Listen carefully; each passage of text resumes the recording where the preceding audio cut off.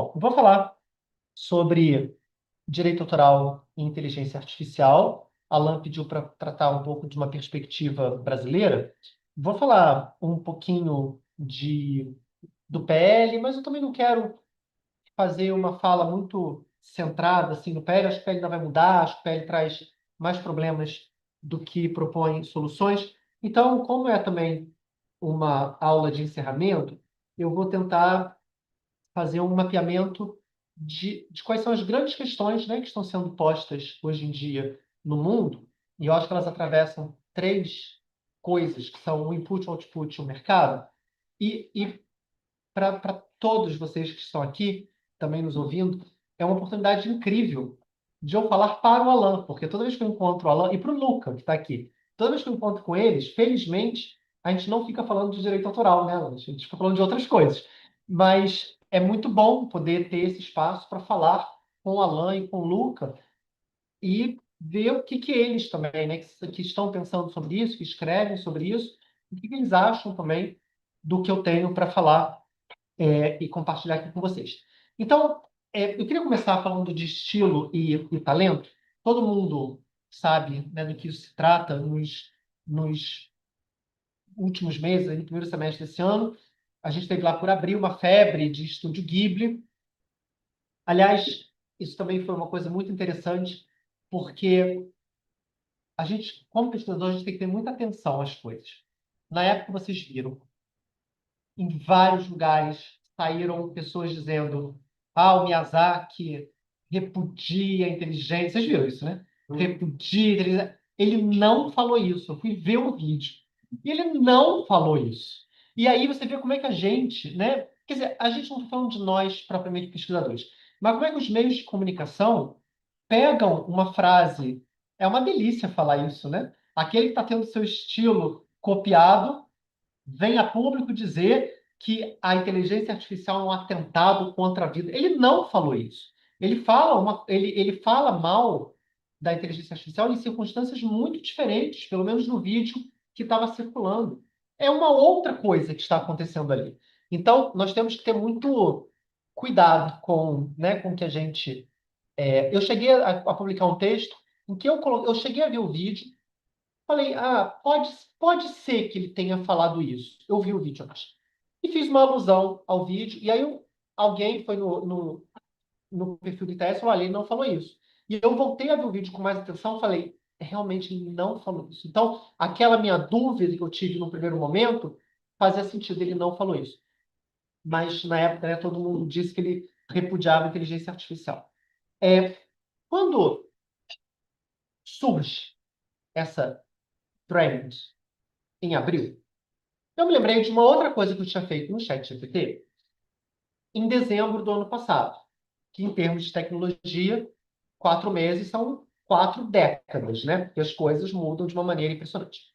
Eu fui para o ChatGPT e pedi para ele fazer um desenho no estilo da Tarsila do Amaral. Falei, ó, sabe quem é Tarsila do Amaral, tal, pintor, né? Faz aí um quadro igual ao dela. E o ChatGPT disse que não ia fazer. Aqui está a resposta dele. Infelizmente, não consegui gerar uma imagem, viola a política de conteúdo. Eu falei, o que mudou então, né? Se em abril não pode, em dezembro não pode, abril pode, por quê? Não pode. E agora pode. Sérgio, Oi. desculpa interromper, é que não está transitando os slides aqui na transmissão. Não, Por favor, não. A gente ainda está na capa é do estranho porque está PowerPoint. compartilhado. É, e aqui está passando. Eu vou tentar fazer. Deixa eu tentar fazer.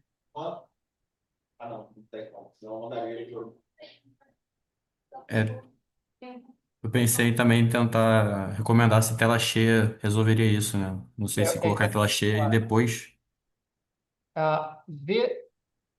Vê se agora passa.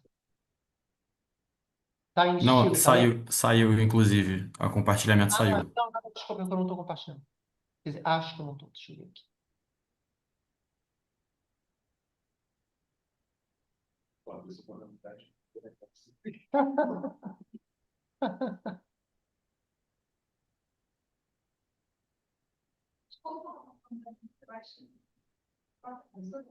Ah,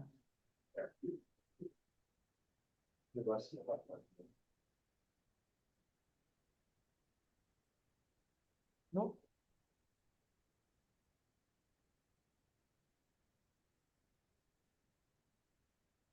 Bom, voltou para a capa. Agora vê se foi para estilo e Isso. talento. Isso, foi para estilo talento. Perfeito. Foi. Foi. Deixa eu botar. Vê se agora foi pro desenho. Não foi. Acho que você clicou em Então, tela cheia, né? agora foi pro desenho. Agora foi para desenho. Isso. Então tá, então vamos sem a tela cheia.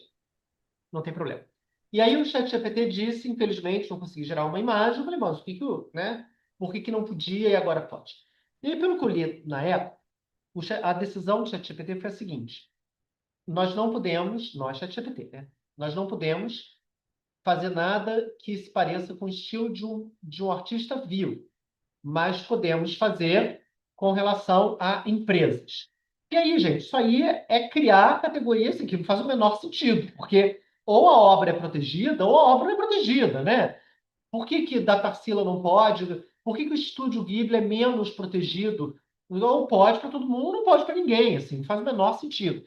Mas é um pouco isso, e aí já vou gastar o meu clichê do dia, como dizia o Lessig, Code is Law, e aí você faz o código do jeito que você quiser, não pode um pintor, mas pode um estúdio, né? Isso não faz nenhum sentido. Mas, de toda forma, eu fui depois numa outra ferramenta, essa Deep AI, pedi da Tarsila, fizeram isso, aí vocês julguem se ficou parecido ou não, acho que mais ou menos. Mas, enfim, assim, o ChatGPT não vai fazer, eu já nem sei mais quantas ferramentas existem, cada dia surgem mais 10, já deve estar nas centenas de ferramentas, né, com termos de uso diferentes, com critérios diferentes, com bases de treinamento diferentes. Então, uma não faz, mas outra vai fazer. E o estilo nunca foi um problema para o direito autoral, porque o direito autoral não se interessava pelo estilo. É óbvio. E aí, essa talvez seja a primeira coisa mais relevante para compartilhar com vocês, porque estilo é algo limitado pelo nosso talento, né? Pela nossa capacidade. Eu, por exemplo, tenho talento nenhum para zero. Eu parei de aprender a desenhar aos 6 anos, então tem 45 que meus desenhos não evoluem. E aí, se eu quiser aprender a desenhar como a Tarsila, por exemplo, eu posso, né? Ah, eu quero ser pintor e quero pintar no estilo da Tarsila do Amaral. Ótimo, tudo bem, eu vou ter que investir tempo, dinheiro, recurso, ter que comprar tinta, vou ter que pagar um curso, vou ter que comprar tela, vou ter que treinar 1 ano, 2 anos, 3 anos, 10 anos, para no final ter um resultado absolutamente medíocre. Provavelmente eu vou aprender, porque a gente aprende as coisas, né? Mas eu estou limitado pelo meu talento e pelos meus recursos e pelo meu tempo disponível. Se eu tiver meia hora por semana, eu não vou conseguir nunca, né? Se eu não tiver dinheiro nenhum para comprar tinta, eu não vou conseguir nunca. Então, eu tenho essas limitações.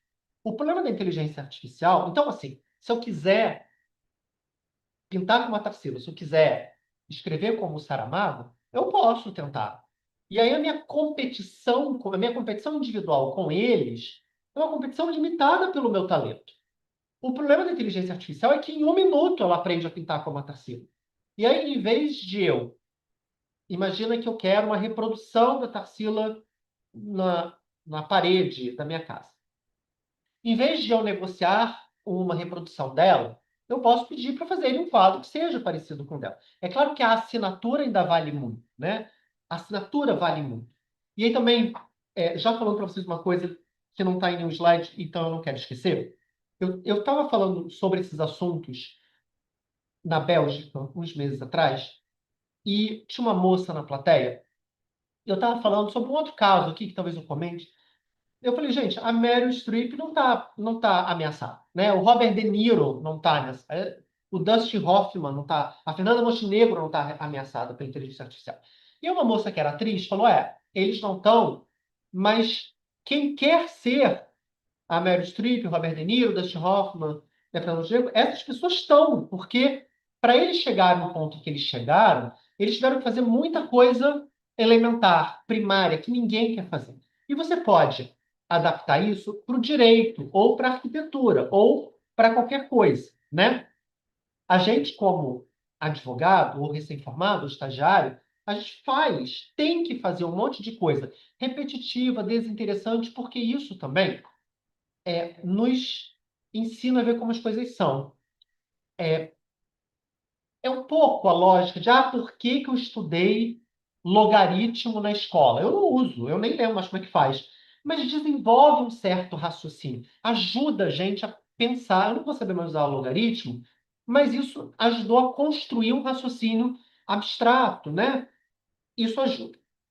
Então, quando eu tenho a inteligência artificial replicando estilos, eu quem defende isso vai dizer, ótimo, democratizou. Eu que não sei desenhar, agora posso conseguir desenhar alguma coisa com a ajuda da inteligência artificial.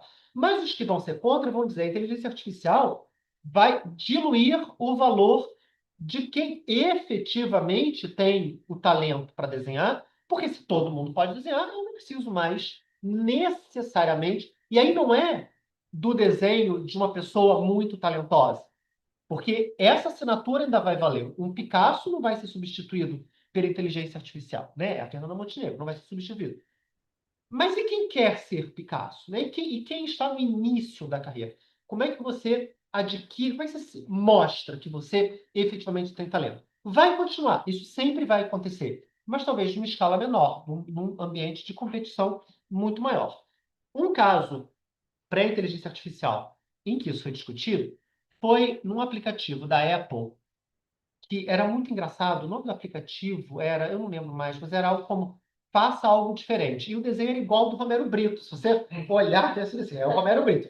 E o aplicativo era Faça Algo Diferente. O Romero Brito ficou indignado, não sei o quê, processou por um monte de coisa, inclusive Trade Dress Delusion, Unfair Competition e até de violação de direito autoral. Que, a meu ver, não tem nada a ver, porque isso aqui não é uma reprodução de uma obra dele, é o estilo. Mas quando ele invoca uma proteção por direito autoral, ele talvez esteja invocando indiretamente uma proteção de direito autoral pelo estilo, o que, a meu ver, não faz o menor sentido. Acho que o problema do estilo não está no direito autoral, acho que o problema do estilo está no mercado, está na competição, na concorrência desleal, né, o que quer que seja. Não houve uma decisão judicial nos Estados Unidos, então não sabemos como isso seria resolvido, mas no Brasil não me parece que o estilo seja protegido. Só que quando a gente fala do estilo do Miyazaki, eu acho que isso nos convida a pensar sobre o mercado. E é por isso que eu tenho falado de inteligência artificial sempre de input, output e mercado. Porque eu acho que, também falando de outra coisa que não está aqui, e falando uma coisa, voltando ao assunto que eu falei para vocês agora há 20 minutos. Que uma das coisas boas de ficar velho é que você viveu as coisas, as pessoas não contaram para você, você viveu as coisas. Alan e eu, que estamos trabalhando com isso lá desde o início dos anos 2000, a gente sabe, por ter vivido e por ter trabalhado com isso na época, que quando a internet se populariza, as pessoas passam a baixar música. A indústria fonográfica reclamou, esperneou, meu Deus, a gente vai à falência, todo mundo está baixando música, ninguém mais compra nada. Mas o modelo da indústria fonográfica, como o modelo da cultura de modo geral, era, no caso da indústria fonográfica, vender um CD, 14 músicas, das quais você talvez quisesse só uma. Isso acontecia. Eu amo essa música. Então eu vou comprar esse CD, eu vou levar junto 13 músicas de que eu não gosto, por causa de uma música. Era assim que funcionava. Porque não tinha alternativa. E agora todo mundo vai baixar só a música que quer. O que faz muito mais sentido. Você baixa só a música que você quer. A indústria fonográfica vai quebrar. E aí tentaram, na época, lá entre 2007, 2008, 2009, mudar as leis de direitos autorais nos Estados Unidos, no Brasil, em todo canto, para reprimir, para proibir e para proibir. E a solução não estava na proibição. A solução estava em modelos de negócio. E aí vem Netflix, com modelo de negócio que se replica para Spotify, que se replica, né, Deezer, e aí você entendeu que você não precisa mais comprar um CD. O que você precisa é ter acesso a uma base de dados digital. Então, a solução, na época, a gente olha para trás e fala, mas é óbvio que era isso. Mas não era óbvio, porque a gente ficou 10 anos tentando entender o que fazer, e ninguém sabia o que fazer. Até que se chegou à solução de mercado. E eu tenho tentado incluir o mercado nessa equação da inteligência artificial, porque talvez a solução não esteja na lei. Talvez a solução esteja no mercado. Daqui a 10 anos eu vou olhar para trás e falar, gente, mas não era mesmo que era o mercado que tinha que resolver o problema da inteligência artificial? A gente não conseguia ver, a gente não consegue ver, porque a gente está no meio da ebulição das coisas acontecendo. Então a gente não consegue ver. Não estou dizendo que a solução vai vir do mercado, mas talvez ela não venha só da lei. Mas a gente faz o que a gente sabe e o que a gente pode. E o que a gente sabe, e o que a gente pode é mudar a lei.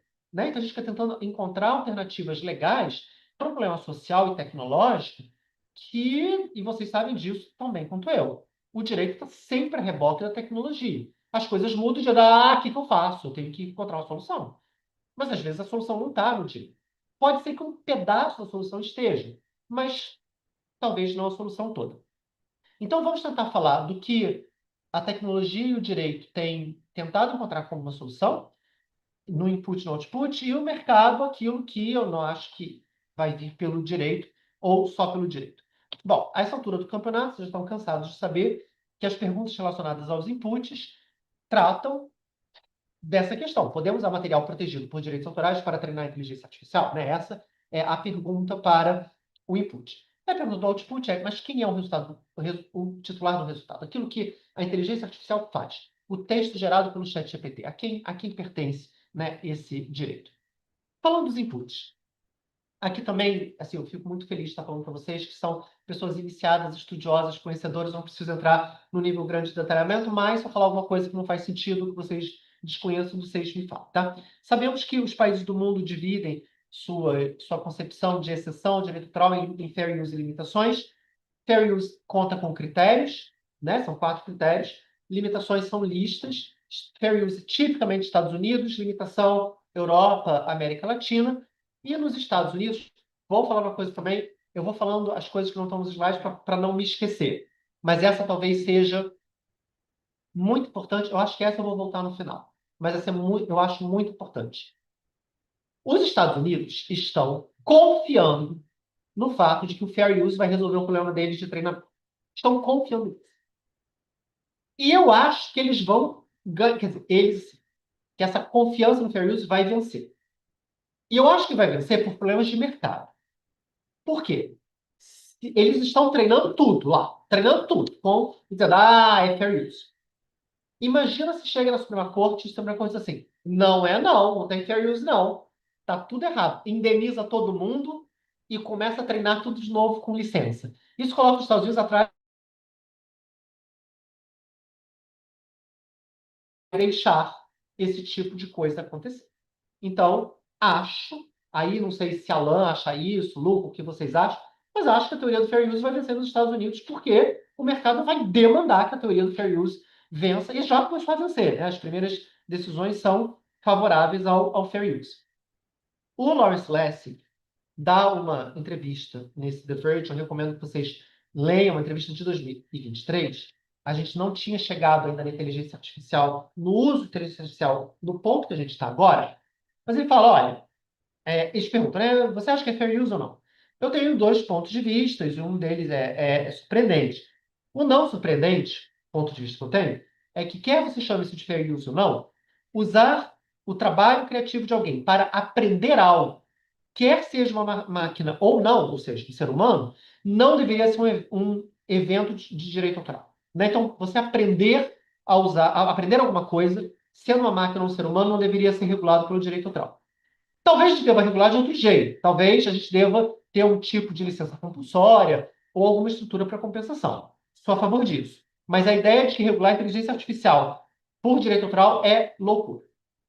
Eu concordo em tese com ele. Quando você vai numa biblioteca e lê um livro, isso não tem nada a ver com direito autoral. E aí você treinar um sistema com livros, talvez não tenha nada a ver com inteligência artificial, mas o problema não é esse com o direito autoral. O problema não é esse, o problema é o resultado. Porque se você quiser aprender um assunto, você vai ter que ler 10 livros, 20 livros, 30 livros com a sua limitação humana. Né? Você vai demorar. Imagina um assunto que você não domina e você quer se tornar especialista. Requer muito esforço. E a inteligência artificial aprende assim e consegue usar resultados assim. Né? Então, por isso que, embora do ponto de vista do direito autoral talvez não seja um problema, talvez seja um problema por conta do mercado, por conta do resultado, do que isso impacta depois na saída. Temos agora várias ações, né? Estou em todas elas aqui no New York Times, aqui contra a Suno, todas elas se fiando no fair use, por parte da OpenAI, né, da Microsoft. Vocês já usaram Suno para música? É muito impressionante. É muito impressionante. Eu tenho uma sobrinha agora ela tem 6 anos, ela tinha 4. Eu decidi fazer uma música para ela no sono. Claro, eu faço uma música muito animada para o aniversário da Beatriz, falando como ela é linda, não sei o que. A música, gente, juro, eu não teria vergonha, não teria de colocar aquela música no Spotify, meu nome, porque a música ficou muito boa. Tinha até alguns versos. O quê? Exatamente. Exatamente. Totalmente fraudulento. Mas a música era ótima. Tinha até uns versos pouco usuais, assim, criativos. Mandei para ela, ela ficou, meu Deus, alguém fez uma música. Coitada, né? Mal sabe, demorou 1 minuto, né? Meu Deus, alguém fez uma música. É. Um dia ela vai descobrir isso. Contrataram uma cantora e músicos, que coisa impressionante. E Suno é, de fato, é fascinante. Sugiro que vocês depois vejam, né? Mas você só consegue esses resultados magníficos usando uma base de dados, de fato, muito grande. E aqui, bom, isso aqui é o Suno, né? New York Times e Authors Guild são três das principais ações. Deve ter umas 50 agora, já são muitas. Quando a gente olha para o PL, eu não quero, eu nem vou ler os artigos com vocês, não, tá? Porque vocês já falaram sobre os artigos aqui, Alan? Mais ou menos? Então. Porque eu vou falar mais. Como eu espero que o PL mude na Câmara dos Deputados, eu quero mais falar, assim, de maneira geral, o que me parece. O artigo 62 fala que o desenvolvedor de IA pode usar conteúdo protegido, mas tem o dever de informar. Então, existe talvez uma limitação implícita aqui, que é usa, mas você tem que informar a base de dados. Não fala muito bem como informar, informa o quê. Não dá para informar todas as obras, é impossível, né? Uma amiga minha estava falando que planilha de Excel tem, sei lá, quantas mil linhas. Vai precisar de bilhões de linhas, né? Por conta das... Como é que você identifica fotografia, desenho, texto de blog, né? Não tem como identificar, é muito difícil. Então, você vai ter que dar alguma transparência. O artigo 63 trata de limitações mais estrito senso, né, o que pode ser usado sem autorização. Você teria um acesso lícito, desde que fosse sem fins comerciais, desde que você tenha acesso lícito, seja sem fins comerciais, nada desnecessário, sem concorrer com a exploração da obra usada no treinamento. Vocês têm uma preocupação com o mercado aqui, né? Sem que o resultado venha, de alguma forma, competir com a obra usada no treinamento. Acesso lícito é algo que está sendo discutido, foi discutido nas duas decisões dos Estados Unidos em junho, né? Ó, é fair use, mas tem que ter acesso lícito, não pode ficar baixando biblioteca pirata por aí para treinar. O artigo 64 fala em opt-out, igual a União Europeia, como é que isso vai ser feito? Ninguém sabe, nem lá nem aqui, é muito difícil você implementar tecnicamente, basta você dizer não quero, ou você tem que ter algum comando técnico ali. Tem o dever de remuneração, para mim é a coisa mais complicada do PL, porque, claro, o PL não diz quem paga, quanto, a quem, mas fala em pagamento dos titulares, o que faz sentido do ponto de vista do sistema, mas não resolve o problema dos autores. Se são os autores que estão sendo prejudicados pela criação de inteligência artificial, você vai pagar os intermediários, você continua financiando a indústria. Você continua pagando os intermediários, você não resolve o problema dos autores. Né? É claro, os intermediários são os titulares, mas se a gente paga os titulares, não resolveu o problema dos autores. E o artigo 66 fala de proteção a direitos de personalidade, que, a meu ver, nem precisava estar aqui. Ok, não prejudica, tá? Mas não traz nada de novo, manda seguir o Código Civil, meio óbvio, o que a gente já faz. No mais, recomendo a leitura do documento que Alan, Luca publicaram, acho que com a Alice também, sobre os artigos, porque é bem completo e eu concordo com praticamente tudo que está lá. Então, não vou ler os artigos, que eu acho que não precisa. Com relação aos outputs, a discussão é a quem pertencem, né? Os resultados, as criações por inteligência artificial. E aí, para a gente ter proteção do direito autoral, a gente precisa de autoria e originalidade. Na essência, assim, se a gente espremer tudo, claro, a obra tem que estar dentro do prazo de validade, né? Senão ela está em domínio público, ela tem que ser exteriorizada. Ok, mas se ela não foi exteriorizada, eu nem fiquei sabendo. Então, assim, se eu espremo a lei, eu preciso de duas coisas: autoria humana e originalidade, que o direito autoral não vai proteger reprodução, né? Cópia. E aí, eu estava falando, muito falando da gente falar sobre autoria, né? O que é autoria em direito autoral. A minha proposta, não talvez uma nova autoria por inteligência artificial, mas eu sempre digo, eu acho que autor é quem detém o domínio criativo do processo, não quem detém o controle do resultado. Até porque o resultado, vocês sabem disso também, como eu. Se eu falar para vocês assim, cada um agora vai escrever um conto sobre uma pessoa que sai de casa e vai ao supermercado. Até ter o controle disso é difícil. Parece que quando a gente está escrevendo, parece que as coisas, né, que a história vai tomando uma dimensão que nem você tinha pensado e o personagem faz uma coisa que você não tinha previsto. A gente não tem muito controle de resultado. Por mais que a gente queira fazer alguma coisa, a gente não sabe de antemão exatamente o que vai sair. Por isso que eu acho que o autor é quem controla o processo. E aí, o melhor exemplo que eu tenho é de quando eu ia para São Lourenço, quando eu era criança. Meus pais me levavam todo ano para São Lourenço, eu e meus irmãos, no inverno. Coisa de carioca, né? Vamos passar frio em São Lourenço, né? Não tem frio aqui, vamos ver o que é frio em São Lourenço. E no Parque das Águas, que é a única coisa para se fazer em São Lourenço, tinha umas máquinas. Então a gente ia todos os dias de manhã e de tarde para o Parque das Águas. Tinha umas máquinas, elas não eram tão legais quanto a que eu vou mostrar aqui.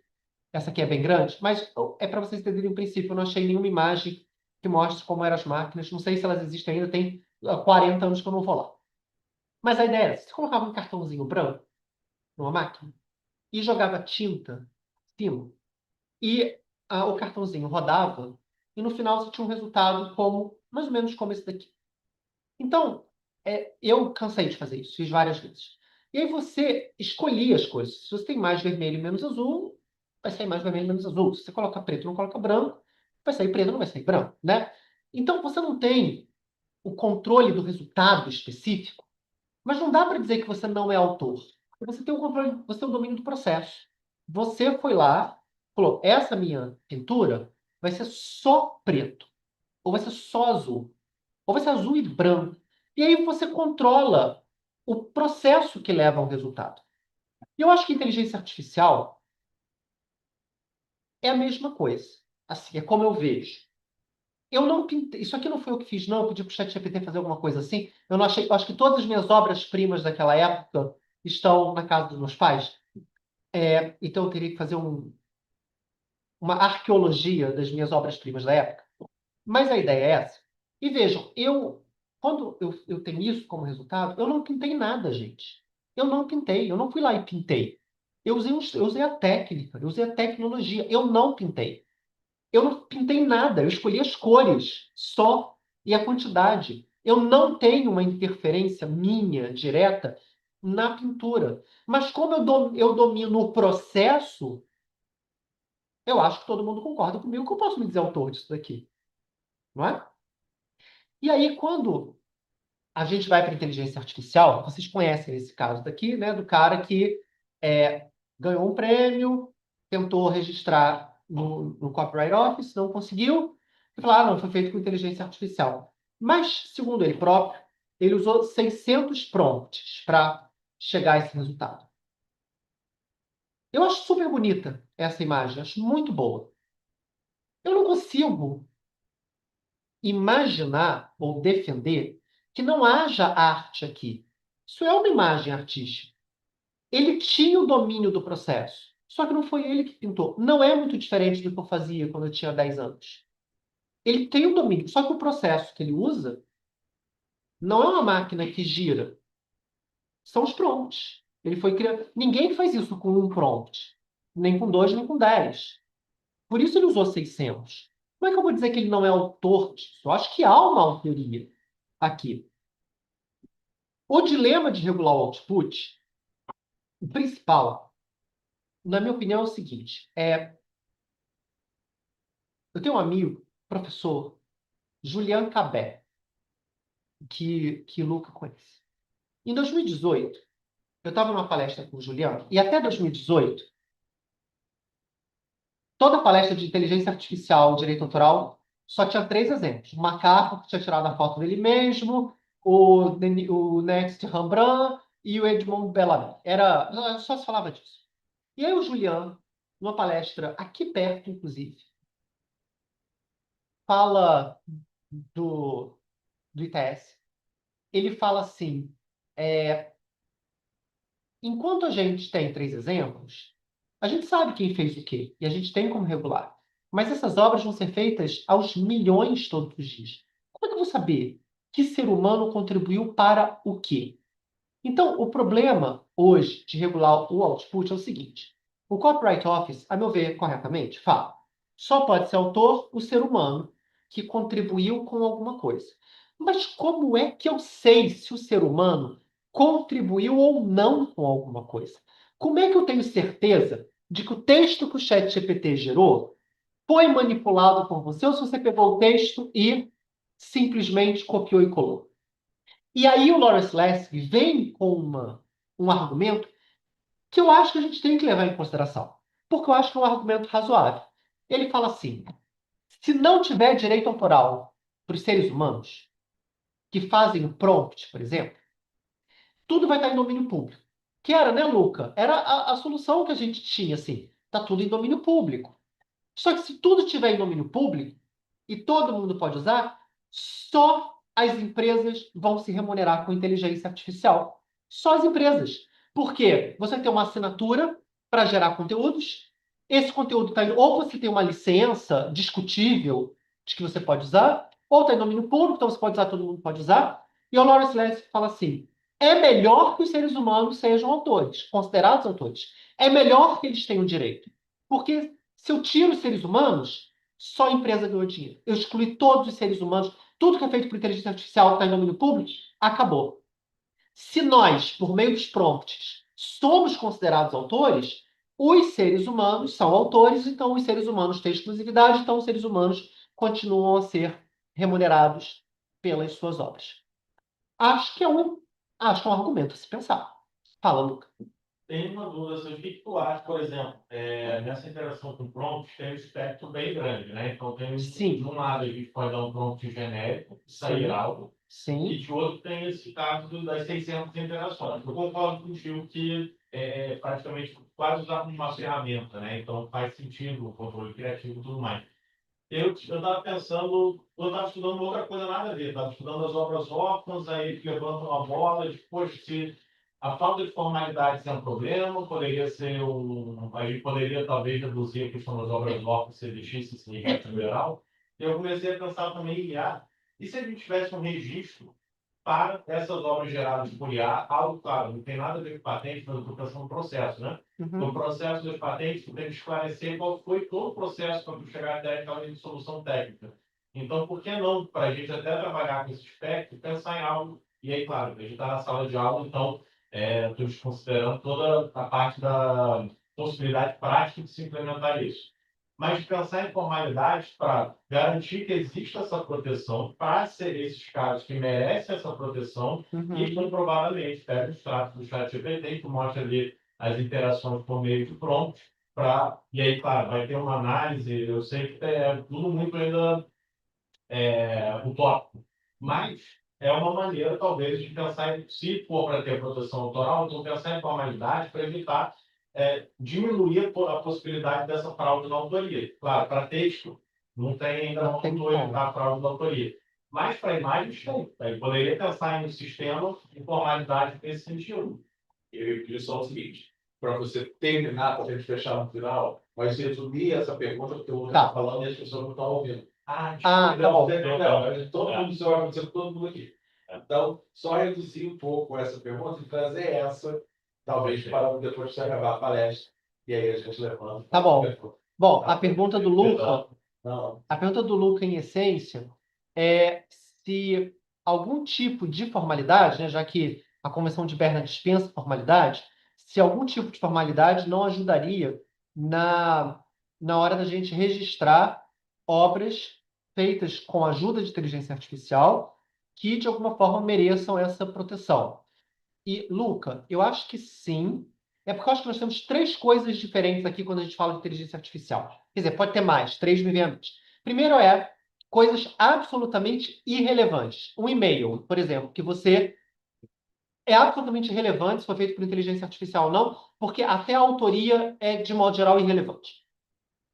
Um segundo problema é um problema ético, que é o texto em que a autoria é relevante, como um trabalho acadêmico. Isso é relevante, né? Porque é importante que tenha sido feito por você. E não necessariamente é necessário um registro, porque o registro, nesse caso, eu acho que deveria valer só para obras que vão ser exploradas economicamente. Acho que o registro é mais importante para obras que vão ser exploradas economicamente. Um texto acadêmico, acho que é mais importante a gente definir quais são as regras éticas, porque nem essas a gente tem ainda, né? Eu tenho que informar que eu usei, por exemplo, na tradução. Eu tenho que dizer que eu usei na tradução? No artigo acadêmico, eu estou citando o Lawrence Lessig e eu traduzi pelo ChatGPT. A gente sempre colocava assim, na tradução direta do autor. Eu digo agora, tradução do ChatGPT, se eu pedir para o ChatGPT escrever um parágrafo, tá confuso. Melhora a redação para ficar menos confuso. Eu tenho que dizer que eu usei para melhorar a redação? Acho improvável. Acho improvável, né? Agora, uma obra na qual eu veja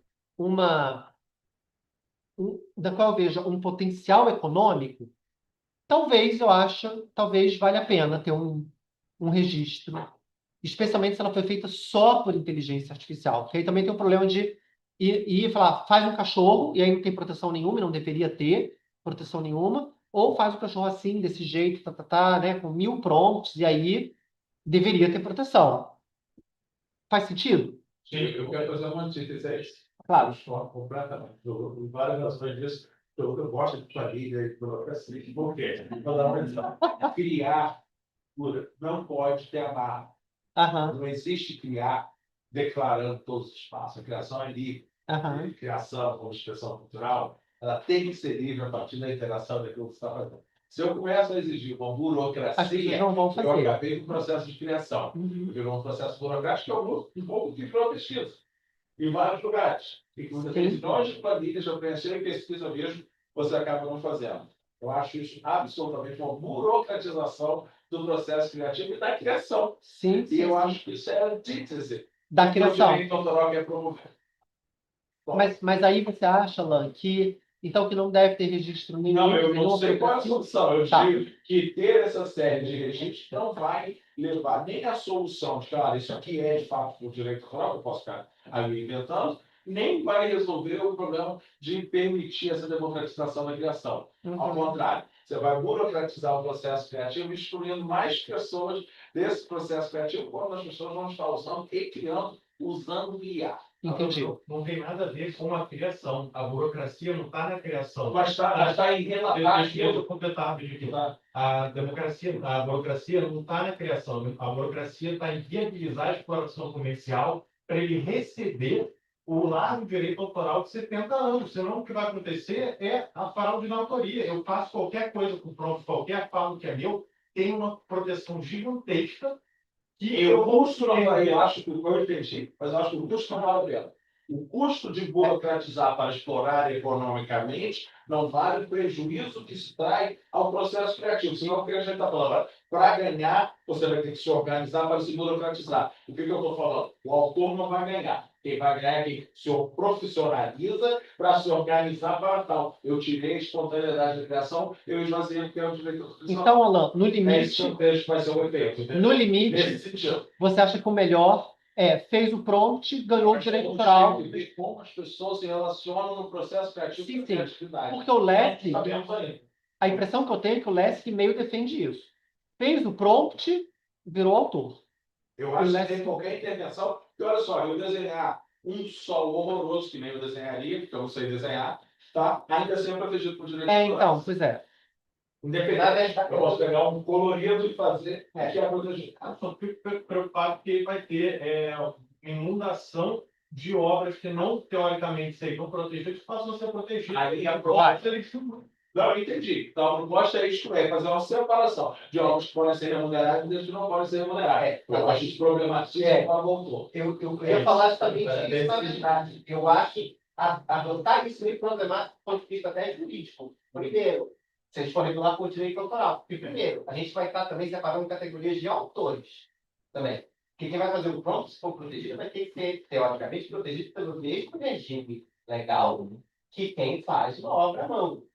E aí, Vai se virar você titular. exige registro, você cria uma diferença, um tratamento desigual aí. Isso pode ser até questionado constitucionalmente. E daí pode existir uma atitude empresarial que tira justamente o pouco que resta de poder do autor. Porque para eu ter essa organização, eu vou precisar da mesma estrutura. Entendeu? Ainda que seja pessoal. Então, eu entendo o porquê, mas eu acho que isso acaba esvaziando. No caso do audiovisual, que você tem que ilustrar assim, para explorar em determinadas mídias, você agora talvez tenha que pagar para assim, mas você pode explorar, por exemplo, no YouTube ser remunerado, independente do que Sim, diz. sim. Então, enfim, as propostas estão aí colocadas. Estou dizendo só, eu vejo essa burocratização perigosa, entendo isso, estou vendo isso acontecer na academia, até com princípios éticos. Tem um agora da Bahia, por exemplo, da Federal da Bahia, que propõe isso, e que propõe, na verdade, esse espaço. Ninguém vai fazer, eu não vou fazer aquilo. Então, eu não vou escrever. Porque se eu tiver que perder 70% do meu tempo, não parar no efetivo de escrever, mas dizendo os próprios que eu fiz, se eu fiz a tradução, se eu busquei no Reddit, que eu fiz isso, tá bom, não vou fazer. O tempo que vai ser dedicado A a esse, criação. ao cadastro dos passos vai ser maior do que o tempo criando a aplicação. Esse é o meu medo. Entendeu? E eu acho que nesse período agora que a gente está no certo medo, a gente tende a querer trazer camadas Sim. de segurança. Porque vocês veem, quando a gente escreve. Foi bom o debate, tá, bicho? Quando a gente escreve textos com ferramentas como Grammarly, né, que ajudam a revisar, a gente não diz assim, foi revisado pelo Grammarly, né, ou revisado pelo Word, né? Pois é, então, qual o limite disso também? É difícil, gente, isso não é simples. Indo para a última parte, que é o Aliás, mercado. quem tiver a resposta, pode desistir da academia. É isso, exatamente, porque resolveu o problema do mundo. Pelo menos o seu. Pelo menos o seu. E bom, indo para a última parte do mercado, e justamente o que a gente está falando, vocês talvez tenham visto que uns 2 anos atrás, esse livro foi indicado, por conta das suas ilustrações, ao Jabuti, ao prêmio, né, literário do Brasil. E o ilustrador, que se chama Vicente Pessoa, ele foi desqualificado porque ele tinha usado o Midjourney para fazer essa ilustração. E ele falou, gente, está na ficha catalográfica do livro, está sem ilustrações, Vicente Pessoa e Midjourney, eu não escondi de ninguém. Eu fiz várias lives no Instagram dizendo como eu tinha usado o Midjourney. Por que vocês estão me desqualificando agora? Eu não menti, eu não inventei, eu não escondi. Não há motivo para vocês fazerem isso agora. Mas foi desqualificado.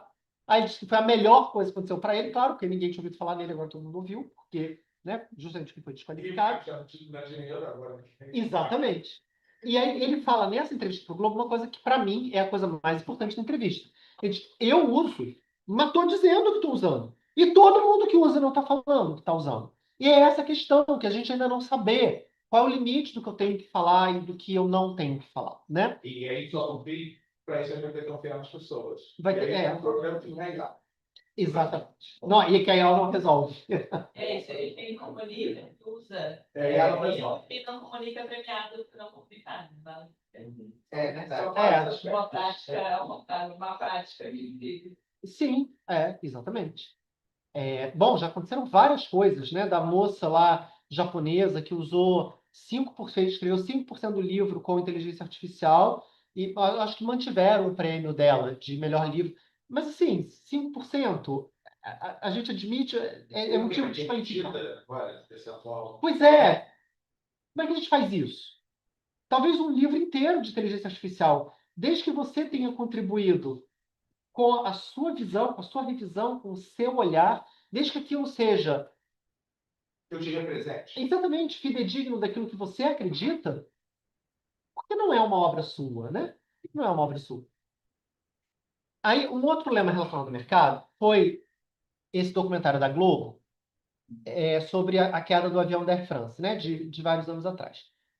A Globo fez uma coisa muito interessante, mas é um problema para o mercado. Ela pegou, como o avião era da Air France, ela foi entrevistar muitas pessoas na França. E as pessoas falaram em francês no documentário. E aí, em vez de ela dublar com dubladores brasileiros, ela usou a voz das próprias pessoas por meio de inteligência artificial e transformou as vozes das pessoas que falavam em francês em português. a própria voz da pessoa. É claro que, de um ponto de vista artístico, você super pode defender. Fala, não, mas é mais fidedigno, né? Assim, é a própria voz da pessoa. Mas, do ponto de vista do mercado, o sindicato dos dubladores, não, você vai acabar com a nossa profissão. Se você começar a fazer isso sempre, né? Imagina Dublagem viva. du- Tem um grupo chamado em Dublagem vivo. que é justamente quem tá. Imagina se a partir de agora você pegar todo o desenho animado, em vez de dublar, você usar a voz dos dubladores originais, e aí tivesse uma cláusula no contrato deles dizendo que a voz poderia ser usada em outros países. Acabou a indústria de dublagem. É possível que isso aconteça porque, de fato, algumas profissões se perdem no avanço tecnológico. O meu medo agora é que muitas profissões vão se perder todas ao mesmo tempo, e a gente nunca passou por isso dessa forma avassaladora, né? A transição do mundo agrário para o mundo industrial foi uma transição paulatina. E, normalmente, um trabalhador do campo pode, provavelmente, se ajustar a um trabalho mecânico. Mas as habilidades que nós temos agora, que vão sendo substituídas, são muito específicas. Não é fácil um dublador deixar de ser dublador para fazer qualquer outra coisa relacionada à tecnologia, não é? Não é dentro do mesmo domínio, né? Do agrário para o industrial, são trabalhadores braçais, trabalham com o corpo, né? Em prol ou da agricultura ou da indústria. Aqui, não. Aqui é muito diferente. Então, não dá para saber o que vai acontecer. Aqui, Lembrando que legendagem já tinha sido acabado. Tinha várias pessoas que faziam legendagem. legendagens. Nos anos 90. Isso já acabou, já. Isso já. Alan, fala, Ju. Esse, concordando com o que você falou da Meryl Streep, que não vai acabar, mas o oportunidades é um pouco difícil quem está entrante, né? Eu vi um podcast outro dia da 451, com o Paulo mesmo, com o policial da Adriana, e eles falando, o meu trabalho não está ameaçado.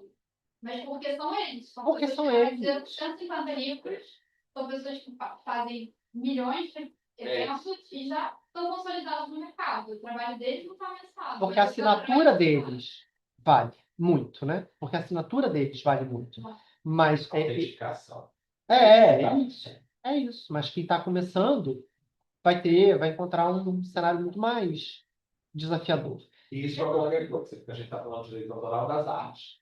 Isso também vai acontecer com estagiários, porque você aprende a ser estagiário fazendo aquela primeira edição, aquela primeira procuração. E Você etc. fica mostrando muito. Claro. Melhor. Exatamente. É esse processo de treinamento que talvez. Sobre legendagem, olha, o ITS foi fundado em 2013. A gente começa a fazer curso online em 2014. Vários anos depois, eu diria lá para 2020, assim, início da pandemia, a gente começa a legendar alguns vídeos para pessoas, né, que têm problema de audição, que precisam de legenda e tal, ou para traduzir. E a gente chegou a contratar uma empresa para fazer a legendagem. A gente não precisa mais. Não precisa mais, porque muito tempo atrás, os vídeos do William Fish, ninguém falava. A gente estava fechado de legendagem já. Os vídeos do William Fisher, a tradução, a legendagem, tradução, legendagem, não era só legendagem. Automática do YouTube, não era lá essas coisas, como o Google Translator também era lá essas coisas. Toda vez que o William Fisher falava a convenção de Berna, Burn Convention, eles traduziam como burn de queimar, assim, a convenção das chamas. Bom, talvez isso explique que o direito autoral é tão valorado. Mas, e hoje em dia, vocês já viram um negócio chamado Cloud? Cloud, sim. É muito impressionante. Assim, é muito, muito impressionante o que ele faz. E aí acabou a legendagem, acabou tudo. Porque, de fato, você com um aparelho lá que custa R$ 1.000, você passa a legendar que coisa que você queira, né? Não só ele tem quando estava numa reunião, o cara estava usando, ele estava gravando e fazendo o sumário da reunião enquanto acontecia. É isso. É isso. É um absurdo. É muito impressionante. Isso agora do consultoria já usa isso. Cara, lá na reunião você fala com o Cláudio e ele já transfere para você na reunião as instruções e tudo mais. É muito impressionante. Então você sai com um ato e com tarefas. Eu vi para quem recebe. Fica todo mundo torcendo para ele não delegar para você, né? Bom, isso aqui a entrevista do Lessig, aqui os artigos 65 e 66 do PL. Isso aqui é mais recomendação se vocês tiverem interesse. Isso aqui é a diretiva de direitos autorais de 2019 da Europa, que tem esse site maravilhoso. Ela vai, assim, artigo por artigo, dizendo o que é, o que foi implementado, como é que você tem que ler, quais são as exceções. Assim, é muito bom. Então, fica mais como uma recomendação aqui, falando sobre text and data mining, nos artigos 3 e 4. O caso recente da Alemanha, Lion, sobre também de usar captura de foto com a descrição da foto para fazer o treinamento. AI Act que não fala, né, diretamente de direito autoral, fala só nos considerandos, mas não tem um artigo sobre direito autoral.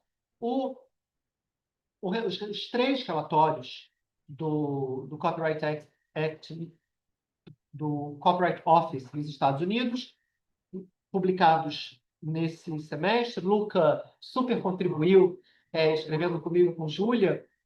O primeiro fala de digital replicas, que são os deepfakes. Os Estados Unidos não têm direitos de personalidade como nós temos, então, para eles é um problema. Eles não têm uma lei federal que fale de direitos de personalidade. Eles têm publicity rights, que é mais para cantor, ator, pessoas famosas. Então, aqui, eu vou ler só em amarelo, né? Necessidade urgente de uma nova proteção em nível federal. Réplicas digitais de imagens e vozes de indivíduos evidenciou lacunas nas leis existentes e suscitou preocupações acerca dos danos que podem decorrer de usos não autorizados. O segundo relatório falou da proteção copyrightability, né? Pode ser protegido por direito autoral, que é feito por inteligência artificial? E os Estados Unidos falam assim, sim, desde que haja uma intervenção humana. Estou também lendo aqui em amarelo. As doutrinas jurídicas existentes são adequadas o suficiente para dirimir questões de protegibilidade. Ou seja, a lei que a gente já tem já é suficiente. O direito autoral tem se adaptado historicamente a novas tecnologias e permite decisões caso a caso sobre se as obras geradas por IA contêm contribuição humana suficiente para justificar a proteção. Então, indo mais ou menos no sentido do Brasil. Tem que ter proteção, tem que ter autoria humana, né? Se houver uma contribuição humana, pode ser protegido. O terceiro relatório, que é o de input, fala, olha, pode ser fair use, mas não necessariamente é fair use. Então, vários usos de obras protegidas por direitos autorais de treinamento de IA provavelmente serão transformadores, né? O uso transformativo é um dos requisitos do fair use. Contudo, à medida em que esses usos se enquadram no fair use, dependerá de quais obras foram utilizadas, de qual fonte, para qual finalidade, de quais controles existem sobre as saídas. Fatores que podem afetar o mercado. Quando o modelo é empregado para finalidades como análise ou pesquisa, tipos de usos cruciais para a competitividade internacional, as saídas dificilmente substituirão as obras expressivas usadas no treinamento. Preocupação com o mercado. Ou seja, se a gente está falando de educação ou saúde, o que sai provavelmente não compete com o que entra.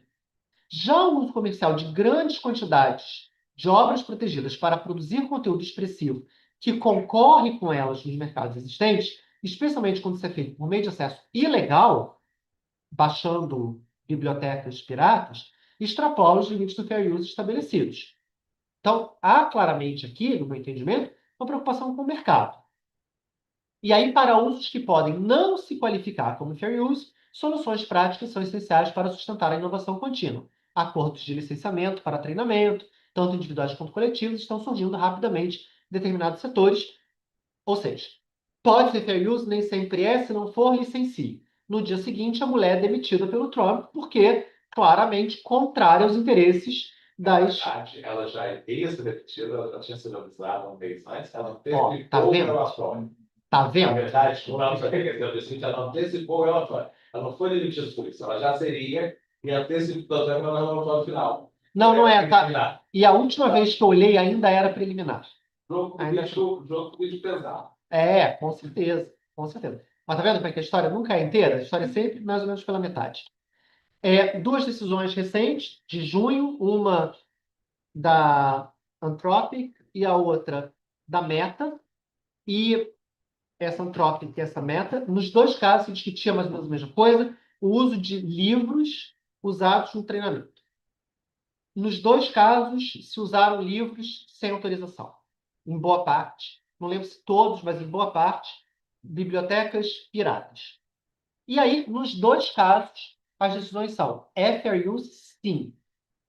Só que o acesso não foi isso. Então, vai ter que resolver isso depois. Mas é fair use. Só que, de novo, no caso da Meta, isso aqui é praticamente o meu último slide, só tem mais uma coisa para falar para vocês. Há uma preocupação, de novo, com o mercado. Em casos que envolvem usos como o da Meta, parece que os autores frequentemente vencerão, ao menos quando apresentarem um registro mais robusto sobre os efeitos do mercado causados pelo uso feito pelo réu. Por mais transformador que possa ser o treinamento de modelos de linguagem, é difícil imaginar que seja fair use utilizar livros protegidos por direitos autorais para desenvolver uma ferramenta destinada a gerar bilhões ou trilhões de dólares, enquanto permite a criação de um fluxo potencialmente infinito de obras concorrentes que podem prejudicar significativamente o mercado desses livros. Há uma preocupação com o mercado. Por isso estou dizendo, gente, essa preocupação com o mercado tem que ser levada em conta na hora da gente tentar regular a inteligência artificial. Em alguns casos, podem apresentar argumentos ainda mais fortes contra a aplicação do fair use.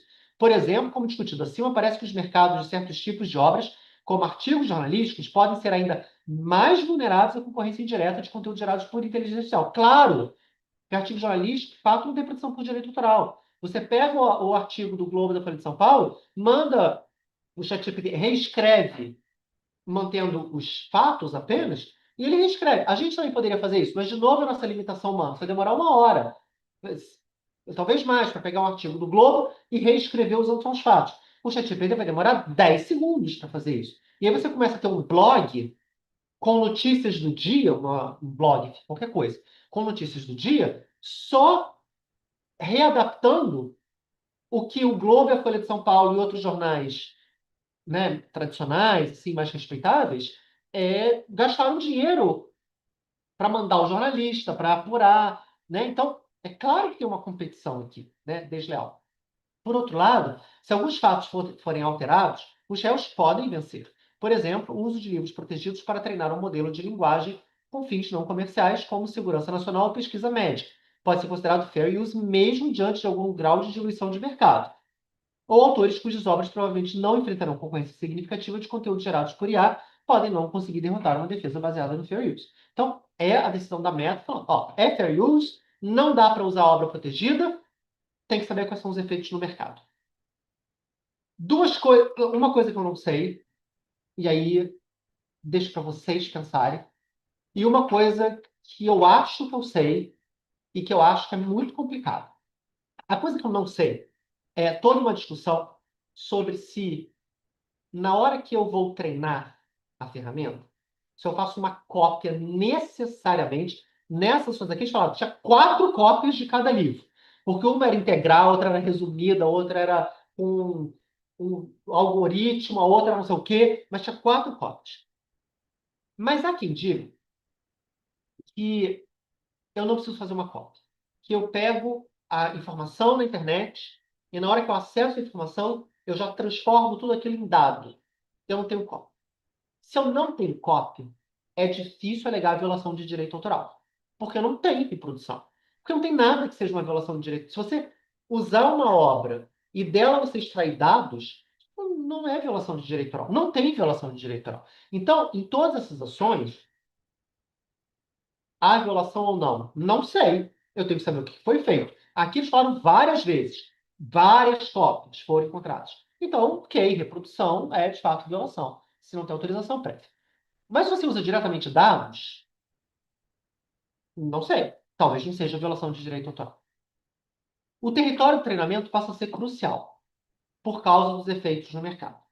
Pelo seguinte, último slide. A Convenção de Berne vai falar o seguinte, artigo 5, item 2. O gozo e o exercício desses direitos não estão subordinados a qualquer formalidade, sabemos disso, o Luca acabou de mencionar, não tem formalidade na proteção. Esse gozo e exercício independem da existência da proteção no país de origem da obra. Ok. Mesmo que no país de origem seja protegido, nos outros territórios será. Agora que é a parte importante. Por conseguinte, afora as estipulações da presente convenção, a extensão da proteção e os meios processuais garantidos ao autor para salvaguardar os seus direitos regulam-se exclusivamente pela legislação do país onde a proteção é reclamada. Qual é a minha preocupação com isso? Se nos Estados Unidos vence a teoria do fair use, e eu acho que vai vencer, gente, há Acabou. Game over para o mundo. Porque se nos Estados Unidos vai ser permitido eles treinarem com as obras do mundo inteiro, se você não gostou, Alice, que o seu livro foi usado, vá brigar nos Estados Unidos, pelas leis deles. Mas pelas leis deles já decidiram que é fair use. Então você vai perder. E aí todo mundo vai perder, né? Se for brigar nos Estados Unidos. E aí os Estados Unidos vão ter um sistema altamente desenvolvido, barato, porque não pagaram nada para ninguém, eles vão exportar, e aí é que está o problema principal. Eles vão exportar a ferramenta para o resto do mundo, a gente importa o ChatGPT, e quando o ChatGPT me dá um resultado que não copia o seu livro, mas leva o seu livro em conta, não tem violação nenhuma de direito autoral no Brasil. Se ele fizer um plágio do seu livro, aí a gente pode discutir. Mas se ele não fizer, o treinamento foi lá, de acordo com a lei americana. Fair use foi observado. O seu livro não está sendo usado no Brasil. O seu livro foi usado lá para me fornecer no Brasil uma resposta à minha pergunta que leve em conta o seu livro. O que fazer? Não sei, mas eu acho que não tem o que fazer. Porque se isso for resultado, como é que o Brasil vai competir com isso? Como é que a Europa vai competir com isso? Não vai conseguir competir com isso. Porque a Europa está muito preocupada com regulação, porque eu senti muito isso enquanto estava lá, um certo ressentimento europeu de não temos relevância nenhuma nesse cenário. Então a gente regula, para ver se a gente passa uma importância de efeito Bruxelas, mas a tecnologia está toda nos Estados Unidos e na China, e a Europa não tem. Não tem empresa de tecnologia relevante na Europa. Tem o Spotify, tem o Deezer, não tem empresa relevante de tecnologia. Então, e agora que não vão ter mesmo. E agora que não vão ter mesmo. Inclusive, que o QI está querendo sair. E é uma outra proposta alternativa. Não. Sair do Brexit, mas fazer Sim. uma outra proposta mais próxima da americana. Porque senão. E vai fazer isso. E vai fazer, porque senão eles não vão conseguir fazer nada em termos de inteligência artificial. E aí isso me preocupa. Acho que a gente pode ter. É claro que é louvável assim, que o governo brasileiro tenha plataformas específicas para determinadas coisas que sejam locais, o desenvolvimento de uma LLM que fale português, que tenha finalidades de governo digital, isso é ótimo. Mas brigar com os Estados Unidos para ferramenta, acabou para o mundo, não tem como. Porque ninguém vai ter um sistema mais eficiente, mais robusto e mais barato do que o dele. Pela quantidade, pelo tempo, tudo já tem. Exatamente. Agora vamos fazer um. Enfim, aí acabo perguntas, conversa.